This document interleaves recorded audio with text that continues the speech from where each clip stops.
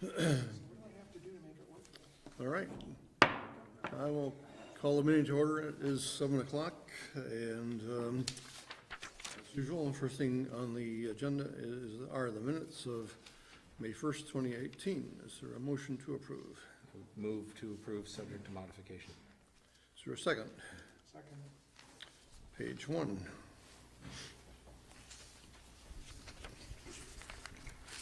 Page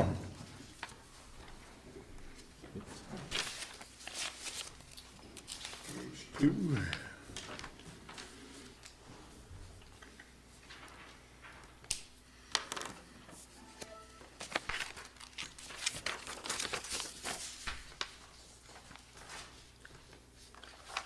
Page 3. So I have a small thing on page 3, under keeping of chickens. Yep. It's just in the wording, and this is the way I word it. It says, staff will find out if South Burlington has any issues with their ordinance, and I would make that, staff will find out if South Burlington has any issues as a result of implementing a similar ordinance. Just because it's not really an issue with the ordinance, it's whether they're seeing a lot of issues, neighborhood resident issues. Makes sense. Does that make sense? Makes sense. Anything else on page 3? Page 4. I just had one change under the motion on executive session. At the end, we did have a friendly amendment to put in that Matt Belanger would be attending the meeting as well. Okay, yep. Put in the motion.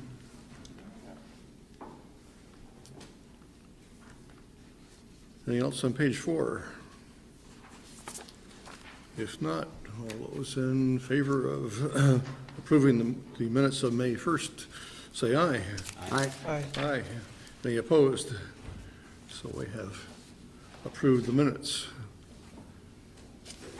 Which brings us to public comment. Is there anyone in the audience who has any issues to discuss tonight, either on the agenda or not on the agenda? And seeing no one raising a hand, I don't believe that John Benzunas, oh, you are here. Okay, good. We're board interviews and appointments for the alternate for the DRB. I heard that you had a small medical problem today, but To an elbow in basketball. you're better shape than I thought. Yeah. So if you would, please identify yourself, give us a little brief history of why you want to be on as an alternate, and you're interested in doing it. Sure. Again, my name is John Benzunas. I live in Williston Village at 7732 Williston Road. Moved to Williston back in 2008. Came to Vermont in 2000. I've worked in the federal courts. And actually, shortly after I moved into the village, I joined the DRB, so I was a member between 2009 and September of 2000, this past September, 2018. I stepped away due to, I was vice chair for a while, for about 3 years, and I stepped away from the board because I was having a lot of conflicts with work travel, going down to DC and other things. It was just, I was missing a lot of meetings, and I just thought it was good to step away. But I'd like to be involved as an alternate. I think that's a better fit for me right now. I'd still like to contribute. I think I could, on the spot, come in and contribute well. I know the bylaws, I know the process, and I'd like to have that lessened role with the board. Good, thank you. The reason why we invited you in for an interview is that two of us interviewed you a long time ago, and I don't think that 2 or 3 on the board have had that opportunity. So, Sure. questions from the board? Are you still working for the federal courts? Correct, yeah, I still work with U.S. probation. I'm a supervisor in the office now, so I supervise pre-sentence and pre-trial functions. And it's still, is that why you want to be an alternate and not necessarily back on the board itself, or is it? Yeah, I mean, over the course of my years at U.S. probation, I've gotten involved in a lot of national activities, and that kind of takes me down to Washington here and there, and it caused some conflicts, especially being the vice chair, when Scott wasn't available to chair the meetings, then it would trickle down to someone else. So I'll ask maybe the obvious question, do you travel a lot now, still? I travel some, but, you know, like once a month or so, once or twice a month. Okay. So you feel you can be a good alternate for, okay. I do. My experience with the board is the alternate gets called relatively infrequently, but it's good when you have only a quorum, a group of 4 people that everybody kind of knows the bylaws. It's kind of a hard part-time position to fill, I would imagine, because it takes a good amount of time to become familiar with the process, the bylaws, to be able to contribute to the group effectively. I feel I can do that.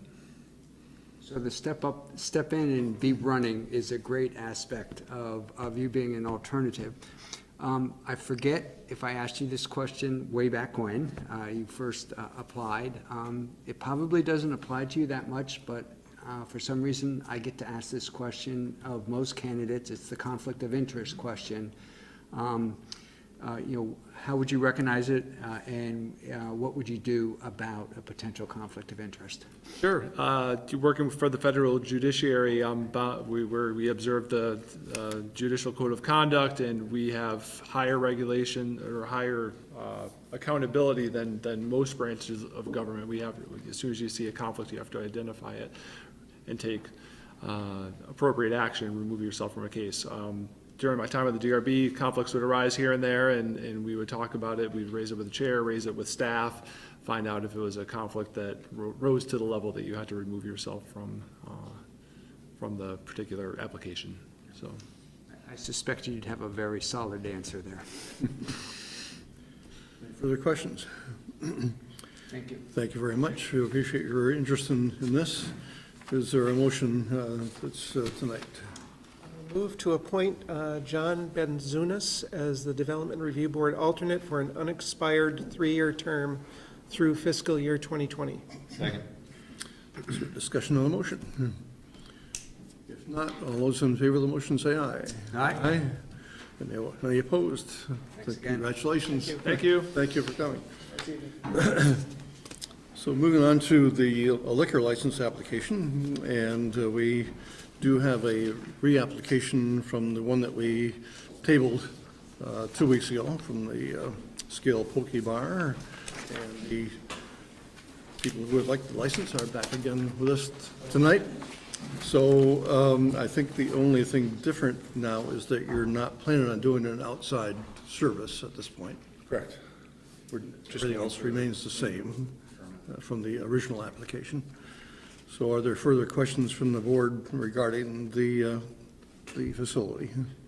I only have one, so thanks for coming back and going again.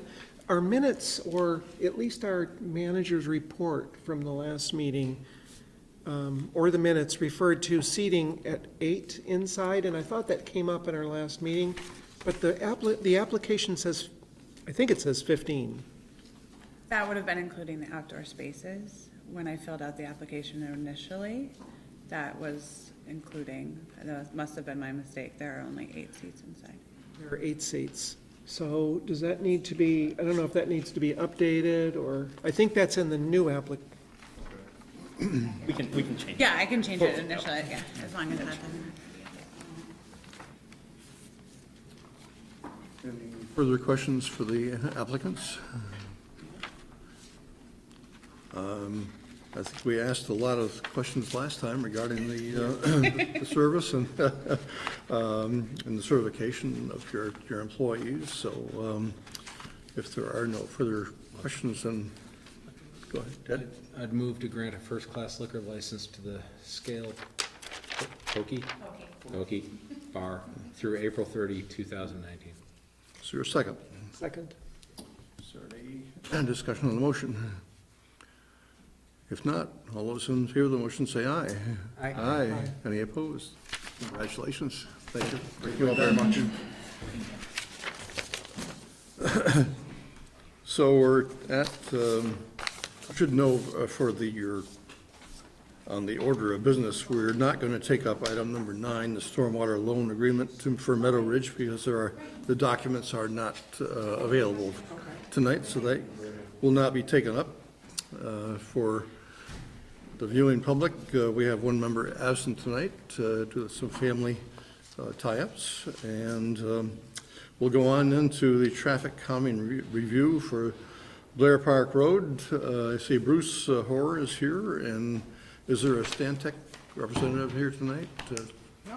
Why don't you come up and introduce yourselves and give us the the lowdown on the Blair Park calming study, traffic calming study. All right, well, you know who I am, Bruce Hoare. Rick Bryant with Stantec. Rick is the individual one of the consultants that was the lead on doing this study. I'll just jump right into it. We did a traffic study on Blair Park Road to see if it warranted having any traffic calming measures needed on that interior loop, or the whole road's a loop, basically. And what they found was that as of right now, there really is no speeding going on Blair Park Road. So the recommendation right now is not to do any traffic calming at this point, but to monitor it and see if it gets worse. But we also are right now out to design for a sidewalk project that you guys have all picked a preferred alternative on. And as part of that project, we're going to propose putting in raised crosswalks where the crosswalks are going to go, which won't act as traffic calming anyway, but make the crosswalks a little safer and a little more visible. So Rick can answer particulars if you have one, but that's the whole study in a nutshell. There really just wasn't anything that showed that there was anything needed to be done right now. So where will the raised crosswalks go, Bruce? There's a couple crossings, quite honestly, I'm not sure right now. One or two will go back in the back side of the loop where the residence places are for the most part, but we'll have to look at that, Teresa, as we go along and see where it makes sense, where the sidewalk goes. The sidewalk, we've done a preferred alternative, but we don't have a design yet. It's in design now. So it would be like a speed table or speed bump of some sort. Essentially a speed hump, but at a crosswalk. It's just not quite as high, it's just a little bit more pronounced. It'll be marked in some way? It'd be flat on the top, so that Yeah, it's for flat. people crossing, it has the same width and level space that you would see in a crosswalk, so. And it's really, what we had suggested, again, it's not a requirement, but a suggestion that we connect the two senior communities on the north end of the loop, so that those people are more visible when they're crossing the road, they're more elevated, they can see traffic better, traffic can see them better. That's a great idea, yeah. Other questions regarding the plans? Just hopefully quick. The study refers to the southern part of the loop being a cut-through. Or maybe I didn't use the term correctly, but people using it to bypass Taft's Corners. And I'm asking the question from the standpoint of, is that a problem? And it's a question because normally you would think of a cut-through as probably not good, but we also have our grid street layout, and the concept of the grid street is to provide alternatives to some of the major intersections like Taft's Corners. So can you provide any perspective on that, or staff any perspective on that? Does that question make sense? All roads can be used as a cut-through. Well, I realize it's a public road, you can't say no. So, All you do is discourage people by doing traffic calming, that type of thing. Right, but the study's already shown right now that there's no traffic calming needed. The reason behind traffic calming is to control speeds for the most part. And there's no traffic calming warranted right now, Jeff. Okay. So what we're saying is, yeah, people drive through there. That's what the road's designed to do, to drive through it, but it's not an issue as of right now. Now, we've heard that people perceive it's an issue and that they're speeding and all that, but that's why we did this study, to show what's really going on. Okay. Okay. One of the things we looked at is the abutting land use, and I'm sorry, one of the things we look at is the abutting land use, and to be honest, I just came from a meeting on Chamberlain Lane and Brennan Woods, where the abutting land use and the potential for cut-through it's all through a residential neighborhood. Here we're abutting commercial uses, so the presence of traffic that cut-through is not unusual for, and again, the concept of grid streets and all, we were prepared to deal with it had it shown speeding problems. But we didn't see speeding issues, so the presence of traffic, cut-through traffic in and of itself didn't suggest a problem to us. Okay. Fair enough, thank you. It's posted at 25, Yes. and you're saying 85th percentile at 28, so. Right. Since we installed the stop sign at the intersection of Blair Road, and Wall Street. has there been any trouble with that, accidents, or? I haven't, nobody's reported accidents to me, Terry, but I wouldn't necessarily know that. That would be, police department would have to say. Expected with the change in traffic flow, it might, but that's good. We looked at the V-Trans database and didn't find any reported accidents at those locations. Any further questions regarding the study? There is a proposed motion if we agree to the raised crosswalks. Move to accept the staff recommendation to further pursue raised crosswalks at Blair Park Road to improve pedestrian safety. Is there a second? Is there any discussion on the motion? Hearing none. All those in favor say aye. Aye. Any opposed? Thank you very much. So we'll go on to the next item. And Bruce, you're up on this one too. This is the North Williston Road, Mountain View Road intersection update. Yeah, and the consultants here that helped with this also. And also our friends from CCRPC are here. Correct. I got lots of backup tonight, CCRPC. Planning Commission, so. So, right now, we're gonna talk about the intersection itself at North Williston Road and Mountain View Road intersection. If you remember, in 2012, there was a study done, looked at by RSG, and alternatives selected from that project, which we did do some, which was the signage, the rapid flash beacons, the flashing yellow beacons that warn the intersection ahead, brighter stop signs with cross traffic does not stop. We made those kind of improvements. Excuse me. And it did reduce the accidents in the intersection. There was also, a part of that was to put in some raised islands and a few other traffic implements at that intersection, which we had not done. I wrote a memo to Rick saying what we had done and asking to wait until the end of 2015, the actual year of 2015, to see how it was operating before we did anything more. And then really, even though we're just here now, we really started talking about doing a whole corridor study in 2016. So we haven't done anything else from those recommendations at that intersection. But the intersection has improved from a crash standpoint. Crashes have gone down.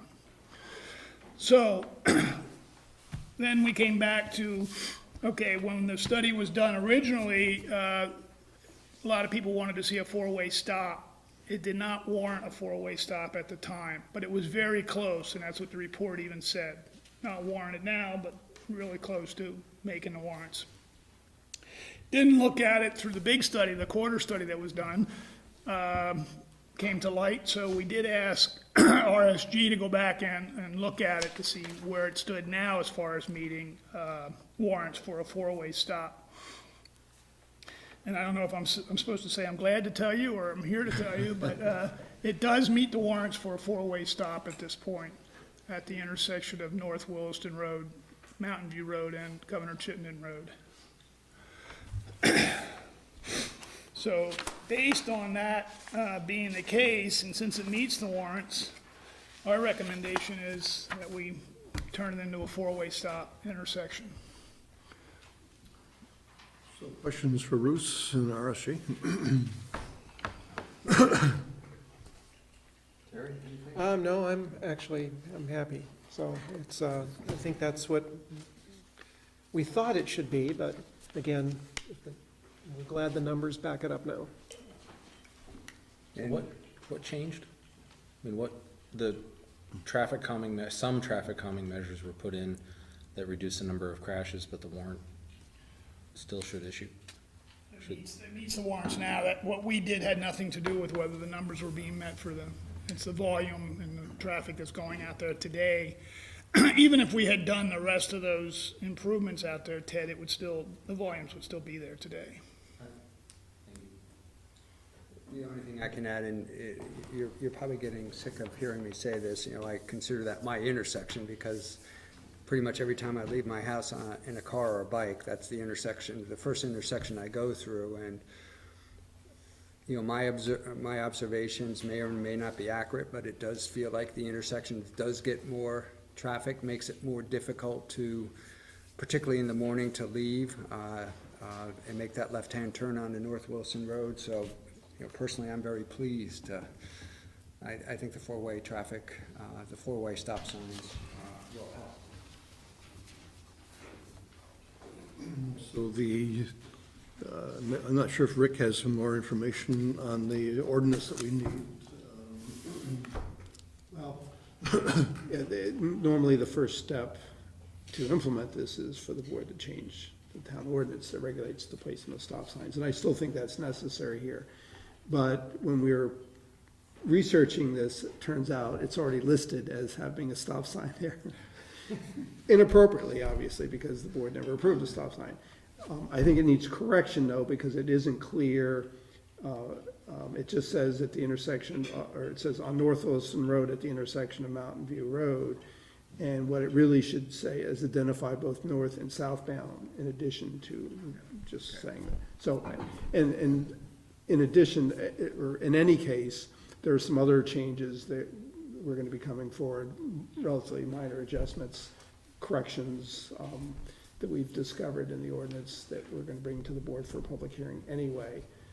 For example, the intersection of James Brown Drive is listed as a stop sign.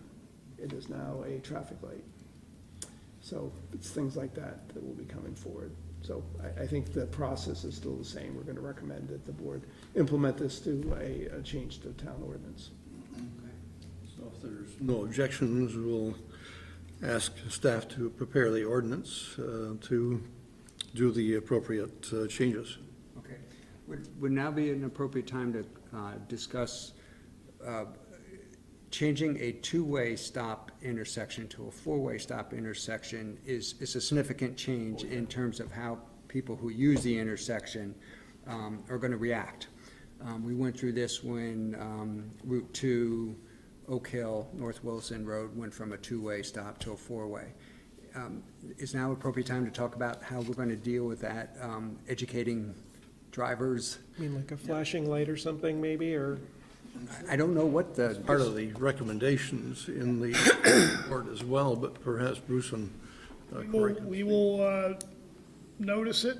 It'll be noticed through these public hearings, but it'll also, before any change is made out there, we'll have variable message boards put up on each leg Great. for 2 weeks prior to the change happening, and we'll leave them up for a week after the change happens. It's going to take some coordination, because I'm going to want to get the line stripers out there to paint stop bars and stop right on the pavement. Since it is going to be new, we want to make sure everything's nice and bright. But without trying to sound too cocky, it's not our first rodeo yet, so we'll make sure it's done right. Are you considering, I know it's your discretion and your job, but are you considering putting the flashing red lights near the stop signs like they did at the intersection, the four corners here? Be good. We can, The reason I'm thinking, it's just I have professional experience with somebody who got clocked in a car accident pretty hard when the stoplight was put in on Route 2, and the person was a woman is coming from Richmond, and she's in her 50s and has driven driven these roads for 40 years, and it just didn't occur to her to stop, because the stop sign just wasn't something she was looking for, and I think it was shortly after that that they put the red flashing lights in. They have in their recommendations here to do flags, but we can certainly put red flashing lights on either. You're the professional, I'm just throwing it out. Yeah, no, it's fine. I mean, it's something that can be looked at, Ted. It's good sense that calls people's attention to it, for sure. Remember, we already have yellow flashing caution lights before that, showing that it's a four-way intersection, so you just don't want to do too much, but we'll certainly look at it. We'll make sure it's done the right way. Further comments? All right, good. Audience member. Oh, yes. Do you have an estimated time of when that will happen? Well, an ordinance is required to make the change officially, and the board's first opportunity to even consider that will be June 5th, and they have to warn a public hearing after that. So we're looking at, and then there's a time period after they adopt it of 60 days before it goes into effect. So we're talking about more than 60 days, 70, 80, 90 days, somewhere in that range. So sometime in the fall. Yeah. Other questions? If not, then we'll move on to the North Williston Road study. And it looks like you're both right where you need you, so.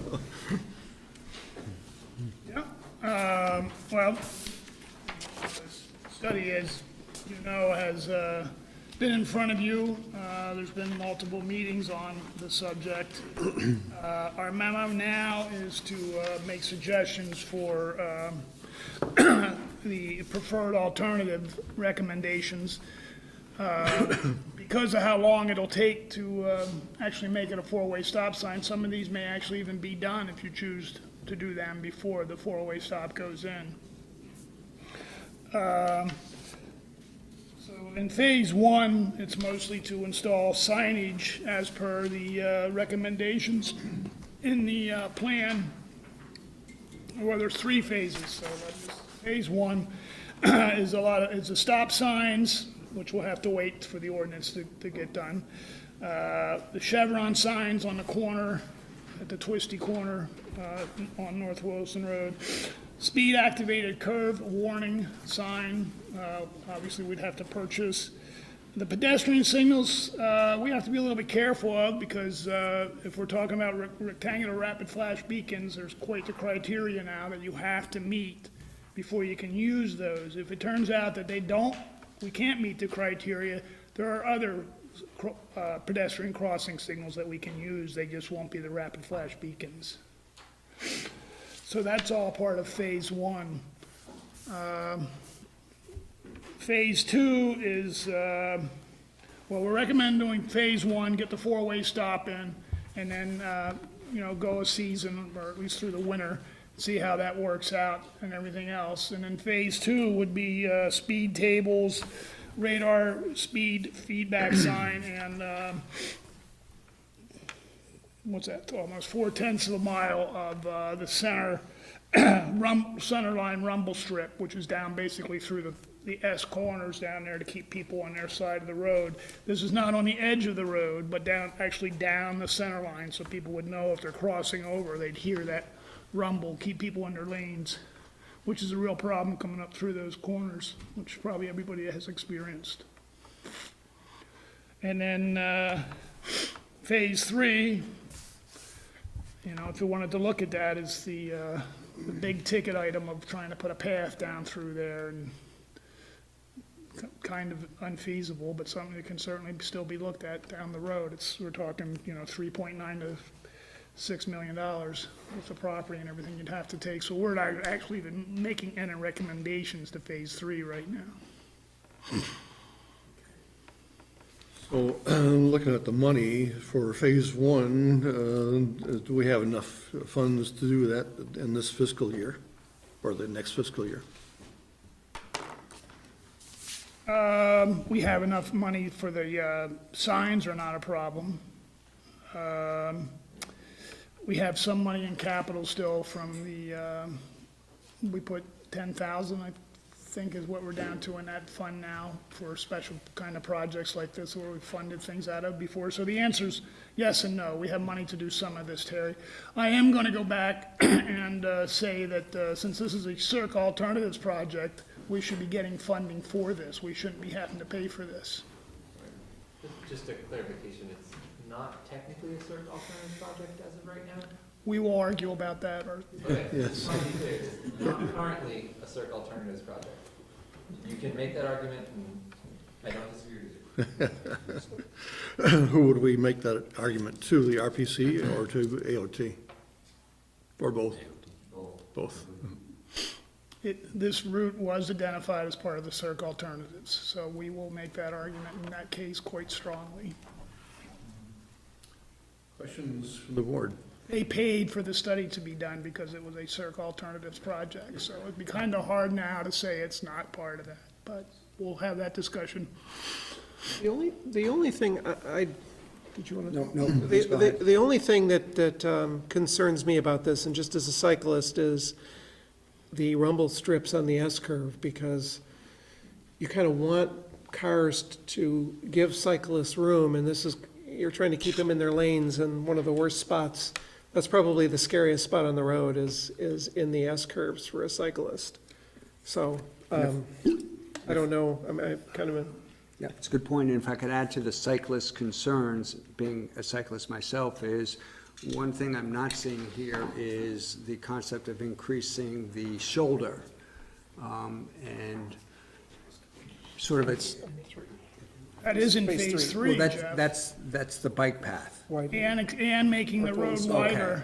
Okay, all right, so is there a way, then let me ask the question separately, thank you. Maybe we should put Differently, this down here. is there a way to break out at least the shoulder aspect of that, separate from a bike path per se?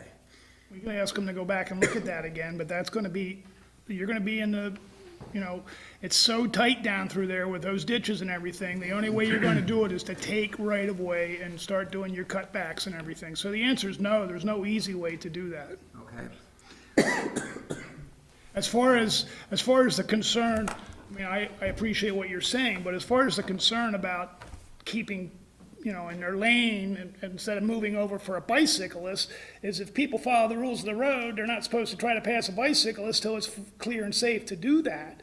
And on that S-turn, technically, it's probably not. I understand they're still doing it, Teresa, I'm not trying to, but we have to, our rules of the road. Most don't wait, yeah.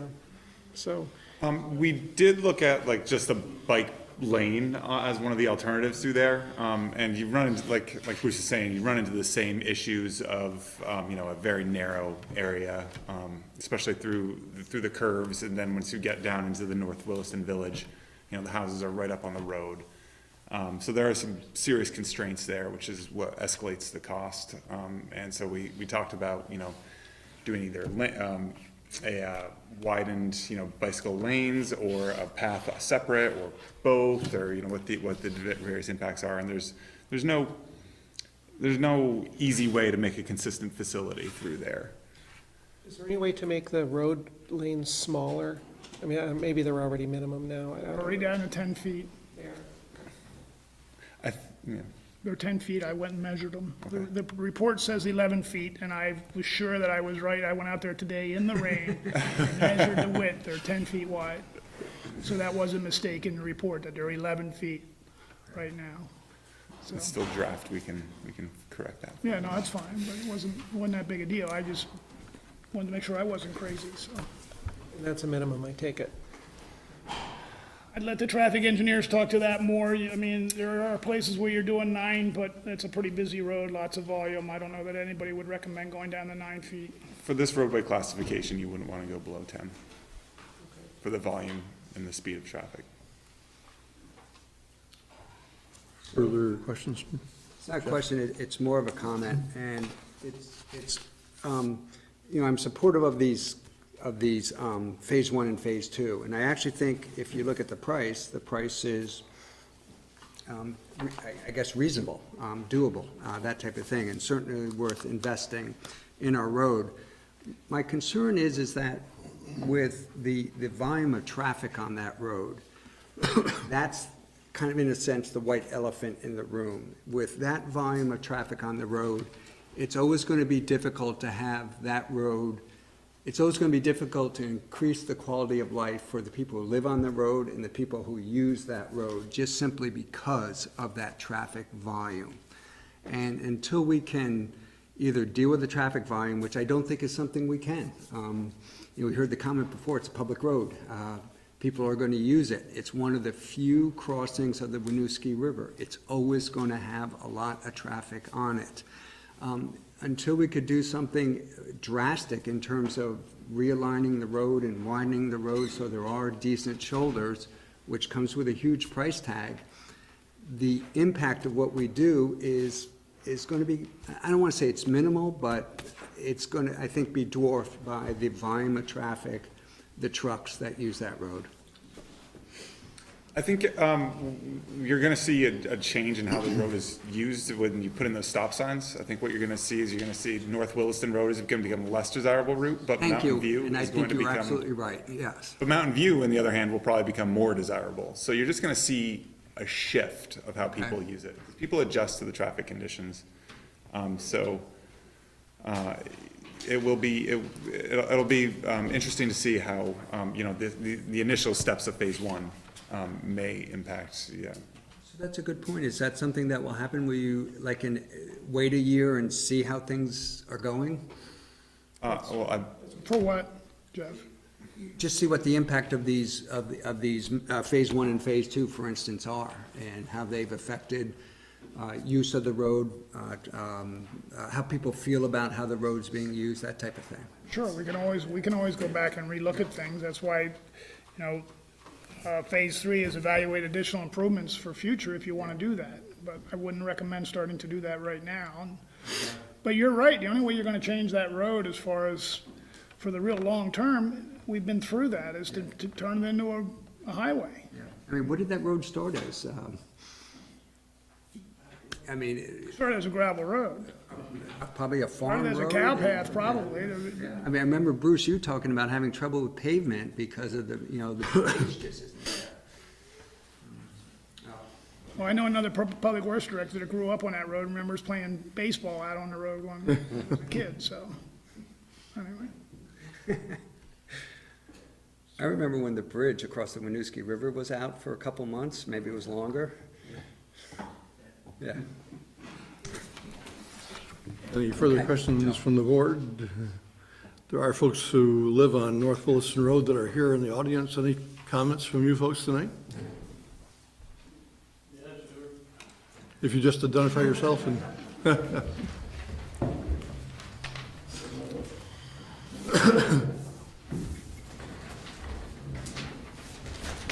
Right? Hello. Well, thanks for giving some time for people who live on the road. Again, because I know we've done comment a lot.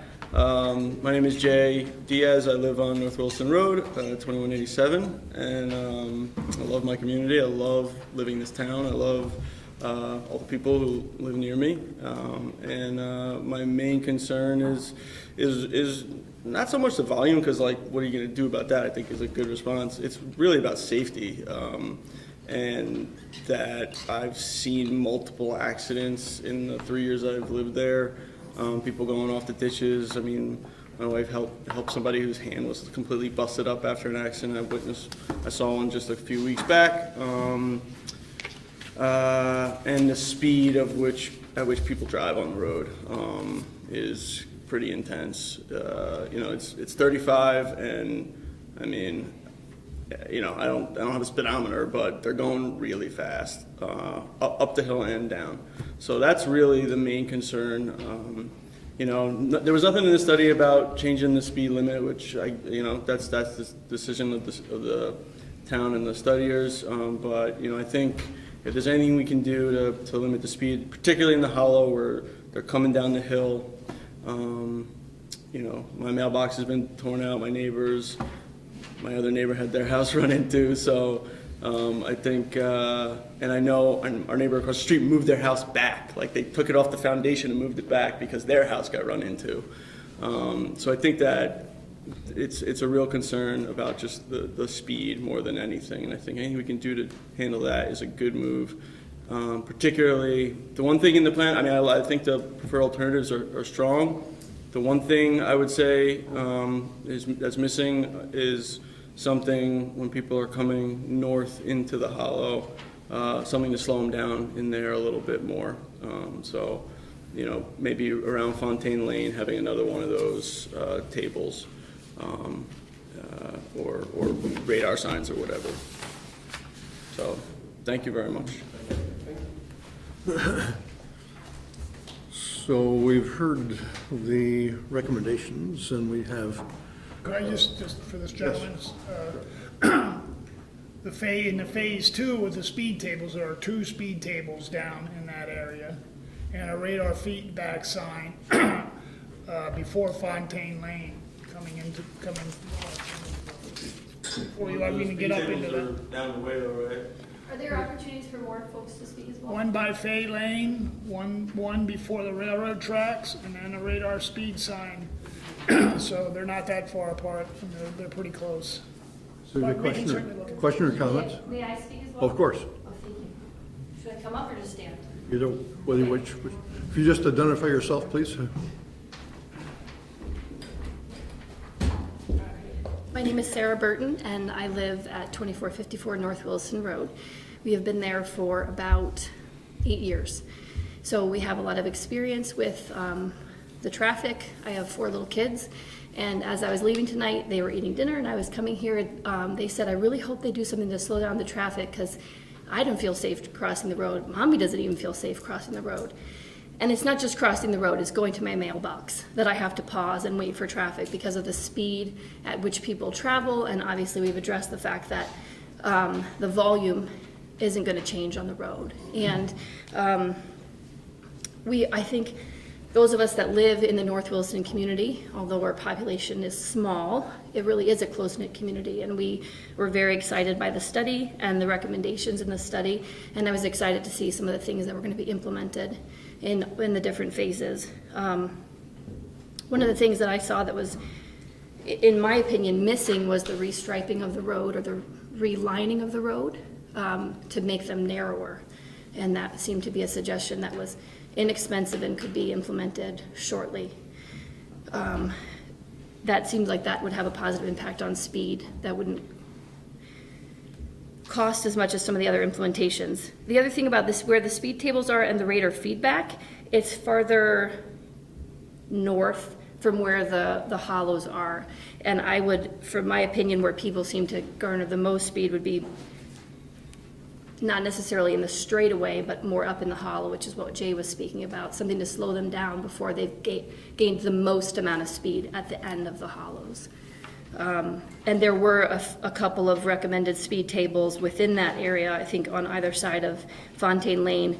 But even if the radar feedback was pushed a bit farther south, up into the hollows, that would slow folks down before getting to the straightaway and maybe catch their attention near the end of at the hill, rather than being at the base of the hill. It seems like you want to slow people down before that, would be a suggestion.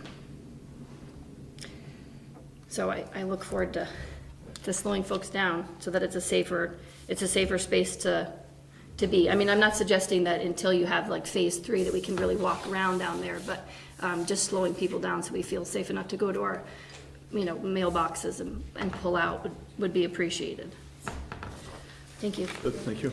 Bruce, that is a good point. You have speed tables, I think, and if I look at the map, is it before and after the railroad track? Yeah, these can all be moved. There's nothing Okay. here, there's nothing hard and fast here. Plus, once we go to put these in, we may have a neighbor come out and say, I don't want that in front of my house because of the noise. So this can all be adjusted and Yeah, moved. because it would be good probably to slow them down before they start going down the hill, and then, doesn't the railroad track itself, isn't that a bit of a hump? Oh, yeah, it actually goes. To slow people down? Really. And you will, like you said, I think you're gonna do phase 1, and then maybe leave it for a year to see, Well, till we get phase reevaluate? 1 all the way in, it's gonna be the end of this construction season anyway, for the most part. And then we'll see, we can come back to budget and see where we're getting money, those kind of things, so. David Kramer, Keystone Drive. I live off the southern end of North Williston Raceway. And just want to encourage us to move ahead, although I'm a opponent for the chevrons on that curb, and the driver, I negotiate that, I can see the issue you guys would have down there. I'm more concerned at our end of the road, just more traffic calming, we're building new houses to add to it. It's already a struggle for kids to cross the street from Fairway and those places to get across the street to go to school. I think if we can start there and start that speed control there, it might help down the road. I certainly encourage you to go ahead with phase 1 and 2 and let's get started and maybe make North Williston Road less desirable for some people to use, as the comment was made. So please vote in favor of that. I'm not sure if you were here when we were discussing the four-way stop sign at the intersection of Mountain View and North Williston Road. We want to proceed with that. So that may help the raceway. Any further comments? Yes. Brian Downey, 188 North Wilson Road. I mean, I agree with that, that's gonna slow it down, but the amount of traffic and the new development that's going in, more cars are coming in. I think Jeff hit the nail right on the head. I mean, there's so limited bridges that go over the North Wilson River. Has the state even considered maybe completing the SERP just to 2A to eliminate, to give us Ain't gonna some happen. relief? It's not gonna happen. Thank you. Yes, we would all love to see that happen, but it's not going to happen. So a I mean, motion, I'm sorry, but our community's growing, and our states, I mean, the roads have to accommodate all these cars. I understand your problems, and the solution would be wonderful if we could make it happen. But if you remember, a number of years ago, the EPA and the Army Corps of Engineers said, you can't build it and get federal funds. And that was, what, a $150 million project at that time. And without federal funds, it's just not going to happen. Things change in the future. Yeah, well, we would love to see that happen, but I'm not counting on it. So there's a motion suggested regarding the Williston Road study. I move to select as a preferred alternative for the North Williston Road scoping study, the traffic calming and multimodal improvements as presented by staff. Is there any discussion on the motion? If not, all those in favor say aye. Aye. Any opposed? So we have finished that. Next on the agenda, and I'm not sure if he's here yet. Okay, good. Next on the agenda then is the conveyance of right-of-way to Northridge Williston LLC. Perhaps Rick could start off, or whoever wishes to, and Mr. Avery is here to talk about this as well. Eric, okay? Sure. Timing is good. Yeah, that's right. We're running a little quick, so we're time dead. So if the board remembers, just over a month ago, we brought this request forward, conveyance of right-of-way. Process we had to follow was posting the notice of it. Had to let that period pass if anyone wanted to appeal that proposed conveyance of right-of-way. So that period is passed now. So this is the next step for the board, has before, if it wants to take action to formally convey that right-of-way to the developer, to connect Southridge to the new Northridge development. And Ben Avery's here from the project, and Bruce is here as well if there's questions from the board. Sure. And the request of staff is to issue the conveyance. Yep. So are there questions from the board for Mr. Avery or for Eric? Nothing has changed since the last time we met or talked. Nope. Okay. Any other questions? Motion is in order. I move to grant the conveyance of lands by the town to North Ridge Williston LLC of an approximate 60 by 175 foot right-of-way located to the immediate east of 749 Metcalf Drive, and authorize the manager to sign any documents required to complete the transaction. Second. Discussion on the motion.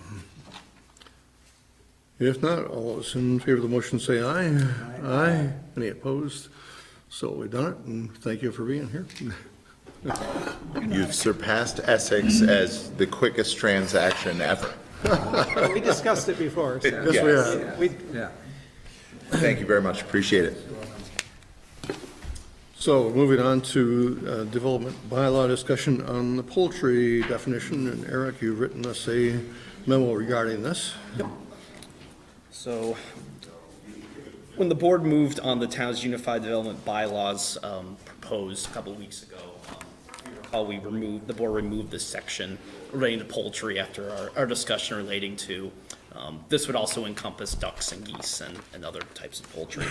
So the process that the board wants to move forward, it can provide new language to this draft bylaw. I put some forward in the minutes. If the board likes this language or different language, or the board can decide at this point doesn't want to pursue this bylaw amendment at all at this point. If the board wants to pursue this language, the process to follow would be to provide this to the planning commission. The planning commission has to have an opportunity to provide comment on it for the board to consider. After that happens, the board can then listen to those comments if it has any change that it wants to implement at that point. And then a new public hearing would be in order for the bylaw at that point. Public hearing happens, the board can then decide if it wants to move forward with that, and the ordinance adoption process would happen from there. So question for the board tonight really is, does it want to further pursue this with different language? The language I've drafted calls out chickens explicitly, have a variation of that, or does it want to stop at this point? And we've discussed the chicken ordinance, or the keeping of chickens ordinance, keep all these together. And that's something, I have some new draft language prepared to bring up moving forward as well. If the board wants to kind of look at these two items in concert. So there's at least one, maybe two people who probably are not in favor of the chicken ordinance and probably would vote against it. I'm not sure if there's majority that feels that way, but if not majority rules, then we can go forward with the starting with the bylaw discussion if we wish to. My question is, we have the bylaw and then we have the ordinance.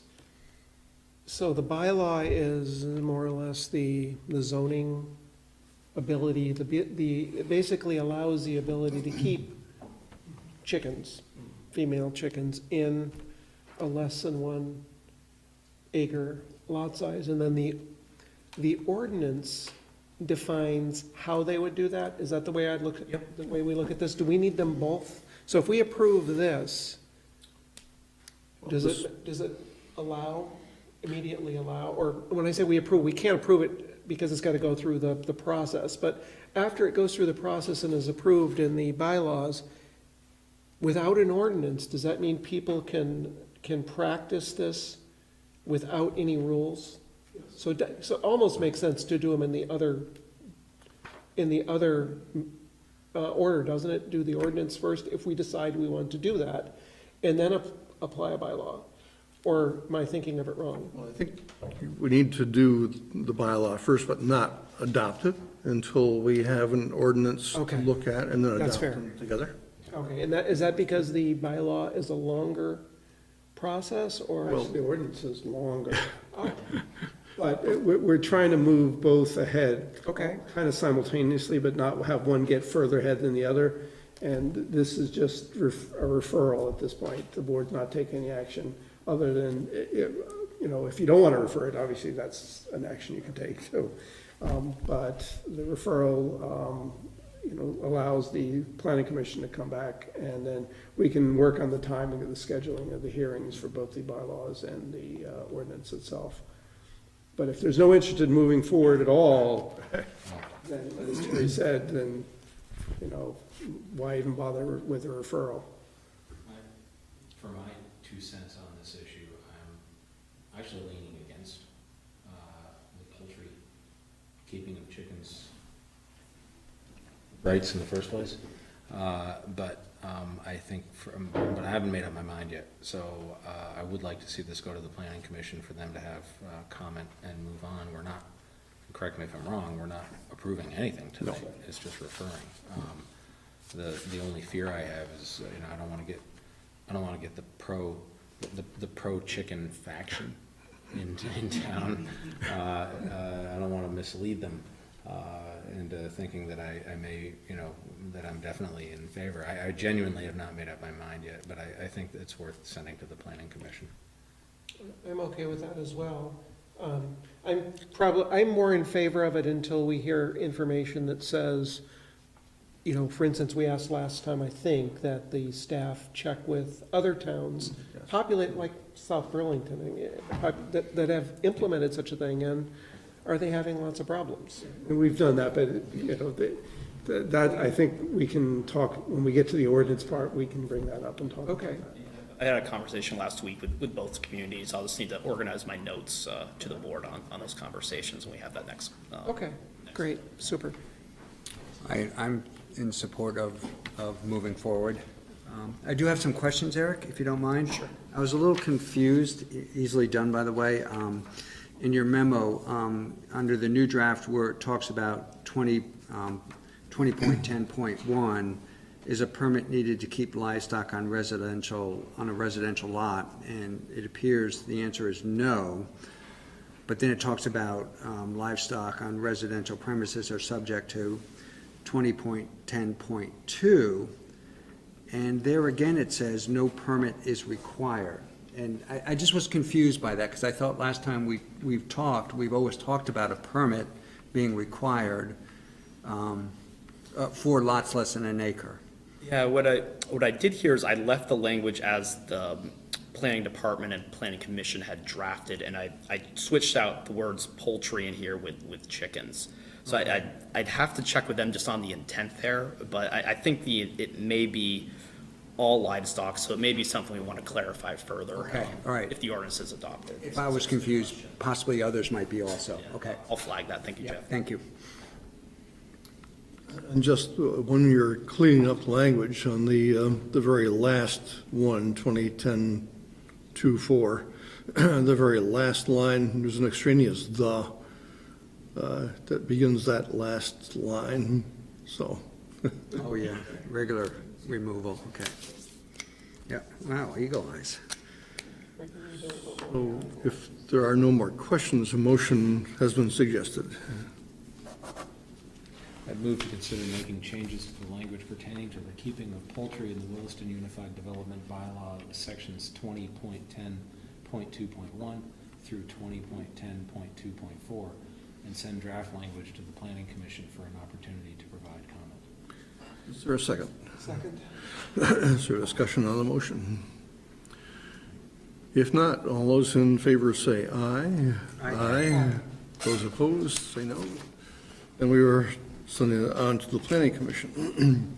So we're now at the Catamount property purchase and the suggested way to move forward for a meeting next week. And Rick, I didn't, I put this on here just because I want to make sure what we were scheduling for discussion was consistent with what the board wanted.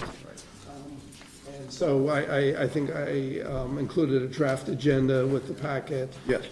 And my plan is to actually send out a bunch of documents tomorrow morning to the board, which includes information that's already available. It includes the draft license agreement with Teresa's comments on it, includes some, haven't sent those out yet? I was waiting to see if I received comments from other board members. I have not yet. So I'm going to send them out. I also have some thoughts that you had put down in a PowerPoint, which I've converted into a PDF, so I can send that out to the board. I have the MOU that was never finalized, never adopted, that was requested to be sent out. We have the purchase and sales agreement now that's been reviewed by legal counsel and myself. So we will send that out with our comments on it, and I believe we've already submitted those comments back to the Public Land Trust, I forget the name of the group. But anyway, Trust for Public Land. Just had the wrong sequence. And they've, I believe, commented on our comments. They've made some of the changes that we had suggested and then clarified some of the questions we had. So we have that document ready to go out. And there's probably a few other documents that we'll be able to send out. We won't have the entire agenda packet ready tomorrow, but we'll have all that stuff. And so I want to get in your hands as soon as possible. And so anyway, is this kind of what the board was expecting as far as the issues to be covered? So one suggestion for a change. So since we've been talking primarily about the license agreement, and that was primarily, I think, the cause of trying to get this meeting together, can we move that right after the funding sources to get it right up front before the conservation easements or the forest management plan? So the policy issues to me is setting the groundwork, and then you go into the license agreement. I don't know how much, and also I don't know how much we expect to do in the meeting. In other words, if we set policy, which, we should have done, in my opinion, a year ago, if we set policy, do we want them to go back, or do we want to try to mark up the license agreement at the meeting? That's my... I think that's the sticking point that we've had so far, is the Exactly. license agreement. Right, so that's why I'd like to get that up front, because otherwise we won't get it, and by the time we get to it, people will be suggesting it's getting late, and we... Yeah, we can certainly move it forward. Thank you. We had some logic putting it where it was, because that's the kind of where it fell in the sequence of documents. But I have no problem with moving it. So you're saying after number 4? Well, my logic is that we get to the thing that we set up the meeting for in the first place, because we really haven't debated the others yet, so. And to me, that's kind of I've read the conservation easement. I don't think that's going to be controversial. It'll probably be interesting to go through it. The forest management plan might be a little controversial, but it's also, I think it's at least 50 pages. That we may not get to do because it's so long, but. That's what I was thinking, it's nice, if we stuff too much into the meeting, then we won't get any of the things we want to get done. Okay, I'll make that change. Thank you. In terms of whether we're gonna mark up the license agreement or not, though, if we could spend some time discussing that, I don't know what the right approach is. I have some experience drafting legal documents, and it's painful enough as it is. But if you get a whole bunch of people in there, arguing over wherefore and therefore and semicolons and, you can bog down in the weeds almost Right. immediately. You're absolutely right. That's why I was thinking, that's why it's wondered whether it makes sense to set policy and say, please make the document reflect this policy. Because it's very hard to, like you said, and I'm not an attorney, but I do Ts and Cs. Yeah. It's very hard to do it interactively. You kind of go through one person's feedback, and then you kind of go through the next person's at the next draft. So what would our discussion of setting policy look like? Well, it has I to do with agree with things. it, but I want to, if we can articulate it. Oh, it was in the documents. I actually thought you'd have them by now, I'm sorry. Was that the MOU? Well, no, it was in,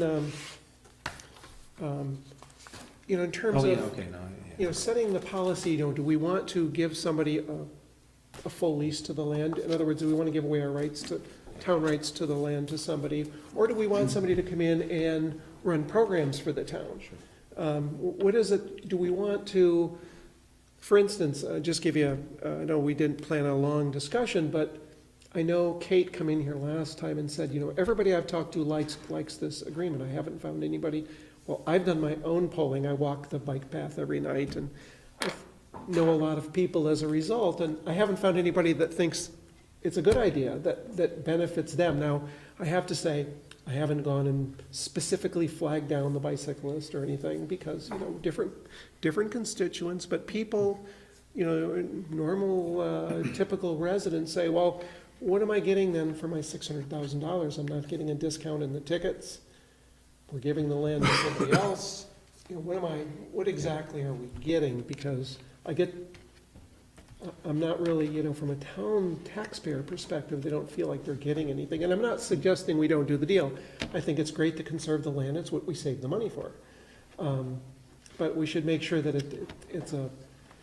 And actually, that's why we scheduled discussion on the funding sources early in this, because the funding sources, if the town was paying 100% for this land, it would have a whole lot more say. Anytime you get a grant or have a donation of money, usually there's strings attached. And so we wanted to share with the board what are those requirements, what are those strings that are attached to each of these major funding sources. Sure. So have those just come to light recently? No. Okay, all right. So we should know about that too, because if we've got strings attached that we didn't know when we started, that makes a difference as to how we should spend money as well. There's always regulations and things that we have to abide by that tie up the monies that we get in grants and things like that. Do we know those now, those strings? It would be good to know them before we come to the meeting. I would like to know them, be prepared. Yeah, well, that will be part of the agenda packet, yes. Excellent, good. I mean, we'll get it in the next, hopefully. We have one version, but I know Jennifer's working on a second version, so I don't know. I assume the strings are in the easement, right? The conservation easement. That's one of the documents. That's, there's separate strings. And there's a lot of, what's the word I want to use? Commonality or sharing, I'm not coming up with the right word. Strings. There's overlap, I think is the word I need, between one set of programs and the grants restrictions and another. So it's not like each one has its own piled up on top of each other. It will be interesting to understand how these came about. Did they come about as a result of the way the grants were written? Well, the grants are written normally to comply with the purpose of the grant itself. And so you try to, when you're writing a grant, you try to match the program to the function of the grant to increase your chance of success. Interesting, okay. I don't want to spill the beans too much on the good stuff we're going to talk about next week, but quickly, we've used these types of grants to purchase a fair amount of land in Williston already. Is there anything unique we're seeing with the conditions that are coming this time with these conservation-related grants? Well, I haven't seen the complete write-up yet. Most of what I have seen, I would say no, but I think there is some that is somewhat unique. Okay. And it ties in with the fact that we have the Catamount Outdoor Family Center providing programs, and some of the money is being attracted because of that function. Okay, good, thank you. I think, like I said, I haven't. That's the piece that I saw when I read through the federal grant application. Sure. And what was applied for, and what we received actually says that if this narrative changes, there's a chance you have to reapply for the grant. And so much of that narrative is about the services that are being offered at Catamount, correct? I don't think we're well, I shouldn't say we, I'll just say, I don't think anybody here has suggested that we don't provide services. I don't think, I mean, if there's something in the grant that says you must give give control of the land to somebody else in order to, as a condition of the grant, then I would say that doesn't seem quite right. Something's wrong with that grant application or the process. Well, I guess there you get into defining, giving control of land. You know, if you're providing programs, is that providing, giving control over the land by providing programs? Oh, no, I think, yeah. But one could argue the other side of that as well. Okay. But it sounds like, are we in agreement that the license agreement section of our agenda is going to be focused primarily on policy and not, and perhaps a little bit on the specific language of the proposed license, but not nuts and bolts? Okay, is everybody done with section 2.1? Okay, section 2.2.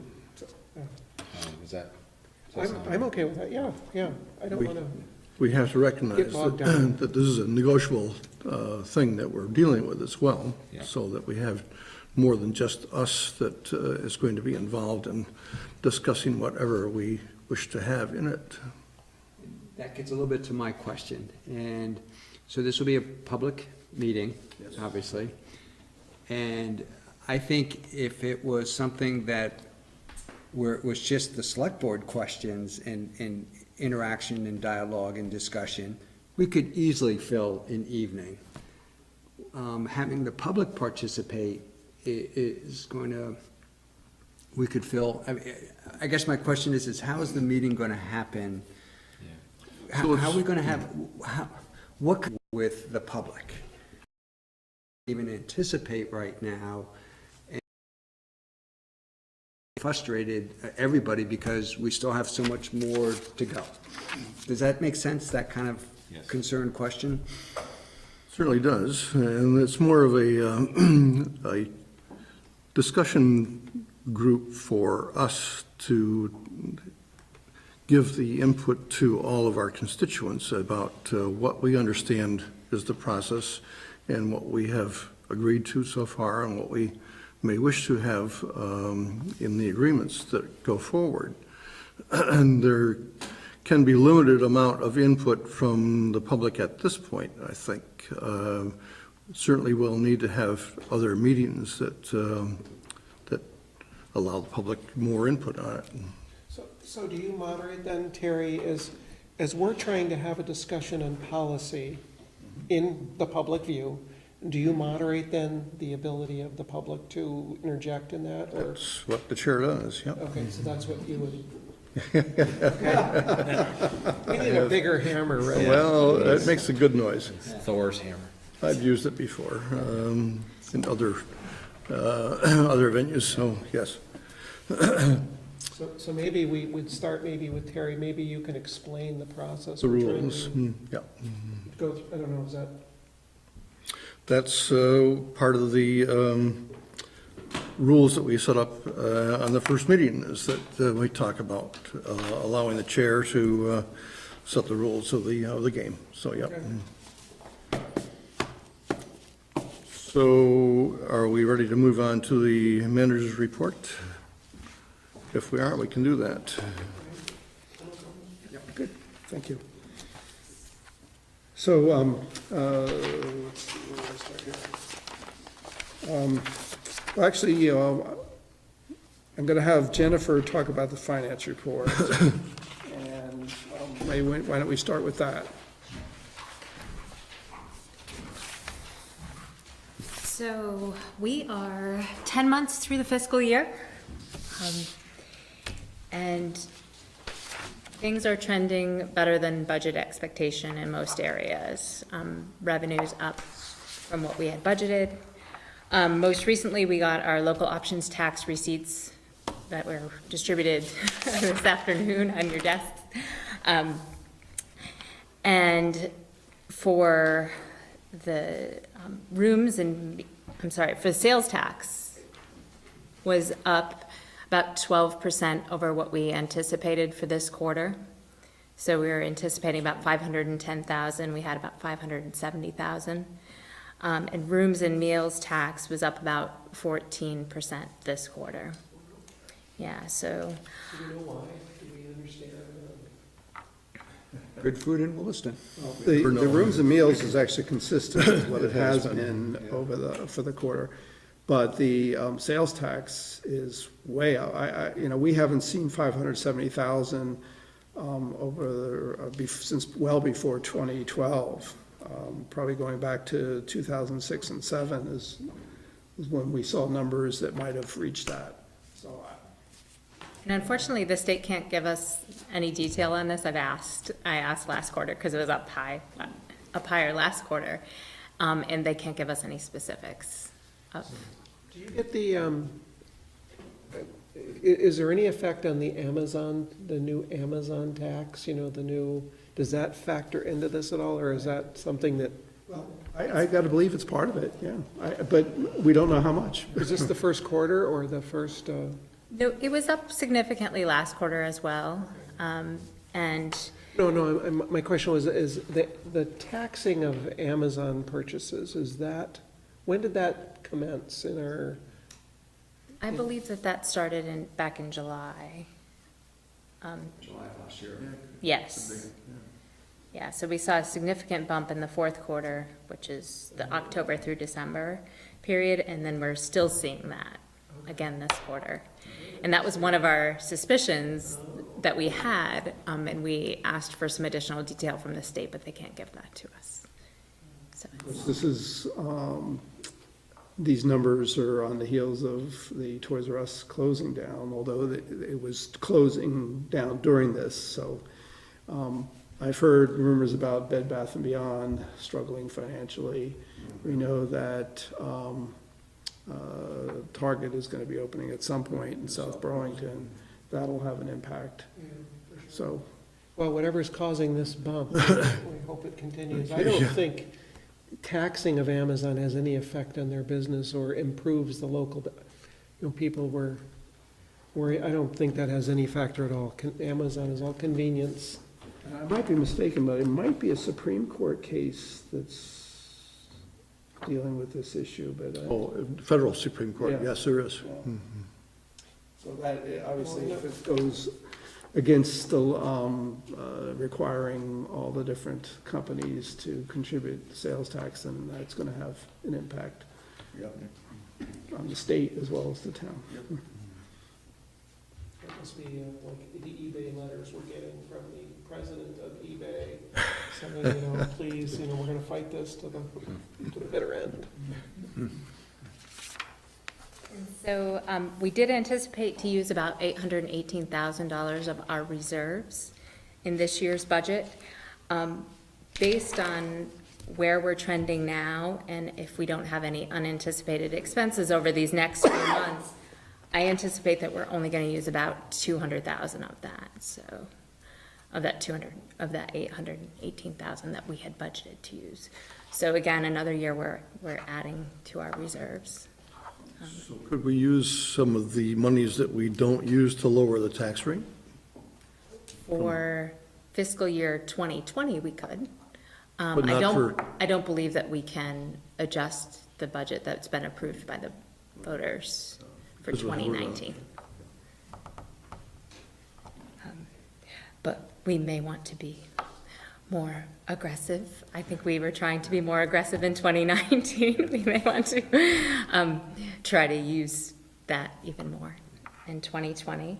Jennifer, when do we do that? When do we adjust the tax rate for the next fiscal year?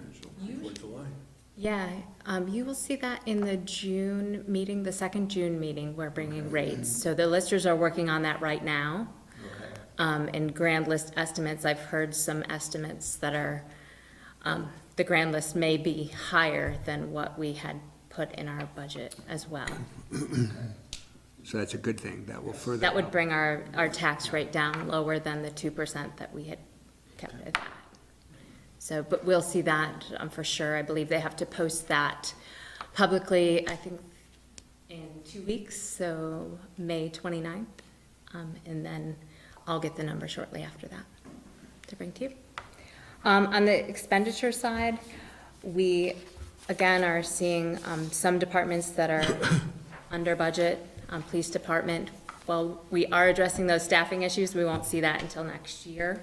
Those positions, people active in their positions until next year. We did have a large expense with that recent rainstorm. And right now, the amount that we've submitted to FEMA is $67,000 to complete all of that work. And we won't know if that's approved for a period of time. But right now, we anticipate having no trouble meeting our budget expectations for the year. Any questions? Okay, thank you. Sandbag this again. Good, thank you. Continuing on, one item I wanted to highlight in my verbal report here is next police vehicle that we're planning to purchase. This is, has been approved as part of the budget, the purchase of a new vehicle.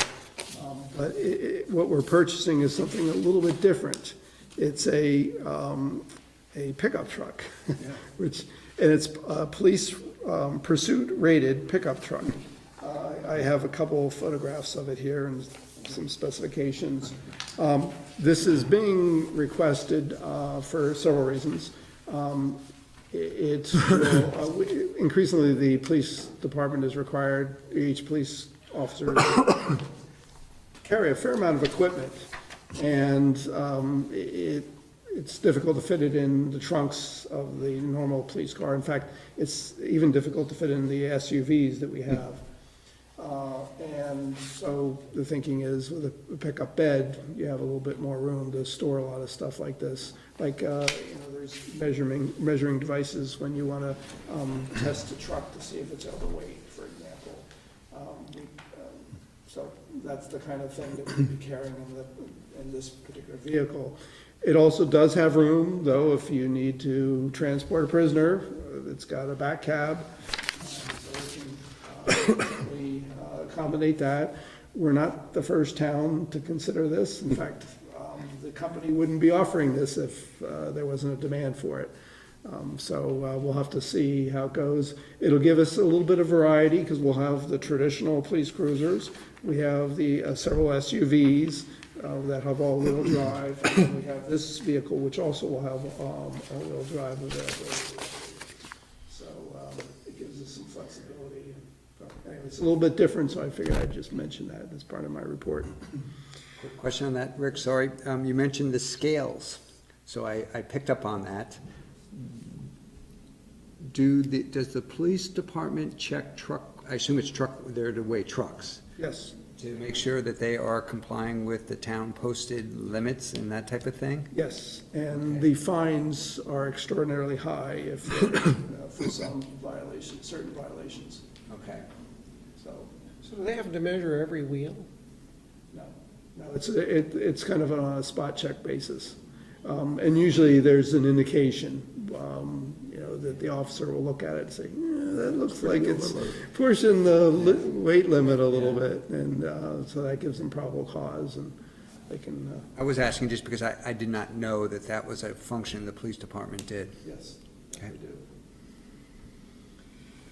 All right, moving along, I have for you several documents to sign. The new investment policy that was adopted recently by the board, and then the stormwater policy. We did make one minor change, and it was kind of more than a typo, but less than a substantive change, so I'm bringing it to your attention. We just, instead of stormwater escrow reserve fund, we changed it to escrow fund, because that's consistent with our bookkeeping information, and it doesn't change the meaning, but I'm just bringing that to your attention, so I don't think it requires a board vote on that, but anyway, those are the two documents. Tomorrow morning was our second meeting of the Chittenden County Public Safety Authority. At the first meeting, I was elected treasurer, and right now, the expenses we're anticipating are pretty minimal. We don't have much money, which is one of our reasons why they're minimal. We don't have any employees, and we don't anticipate having them for quite a few months. The reason I'm mentioning this now is that the authority does need some help in setting up its records and paying bills on occasion, because there will be some bills. And I would like to volunteer the town staff to help with that. I've talked it over with Jennifer. We've explored some of the issues, and we think that the extra work will be minimal, and it'll be a major help to the authority as it gets its feet off the ground. In order to implement this, we'll be bringing back to the board a memorandum of understanding or some sort of agreement that spells out what our responsibilities are and what the responsibilities are of the authority. We're anticipating this is going to be a one-year agreement only. So it'll be run July 1st through June 30th.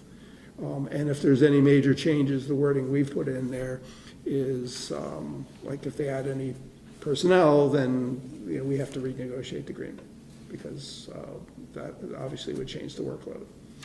So we will be bringing back a draft, but the draft agreement we have now has been put together by Jennifer and myself, and we'll be sharing it with the Public Safety Authority tomorrow morning, and so they get a chance to review it, and then we'll have legal counsels look at it, and then eventually it'll come to the board. But I wanted to mention this because if the board has any reservations at all, I want to know about it before we go through all that process.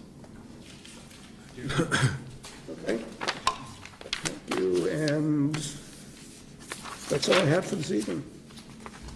Okay, going on, is there any other business that we need to talk about before an executive session? Just one thing that we've been invited to go to the groundbreaking for the Burlington Emergency Veterinary Specialist new building on Marshall Avenue, far out on Marshall Avenue towards South Burlington. And I intend to go tomorrow morning for the groundbreaking ceremony on that. Any other business? If not, a motion then would be in order to go into executive session. Move to enter into executive session under provisions of VSA Title I, Section 313 to discuss negotiating issues and strategies for the fire union collective bargaining agreement where premature knowledge would place the town at a substantial disadvantage, and to invite Mr. McGuire and Mr. Wells to. Is there a second? Second. If it's permissible, I'd like to have Jennifer, and while she's actually